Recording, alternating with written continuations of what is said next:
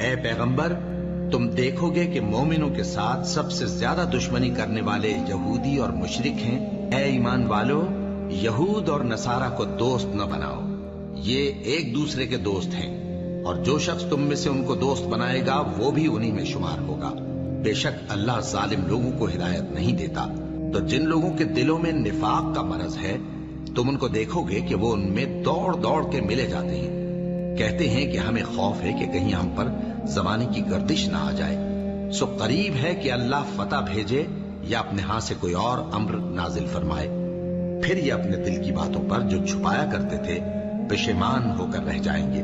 اور اس وقت مسلمان تعجب سے کہیں گے کہ کیا یہ وہی ہیں جو اللہ کی سخت سخت قسمیں کھایا کرتے تھے کہ ہم تمہارے ساتھ ہیں؟ ان کے عمل اکارت گئے سو وہ خسارے میں پڑ گئے۔ اے ایمان والو، اگر کوئی تم میں سے اپنے دین سے پھر جائے گا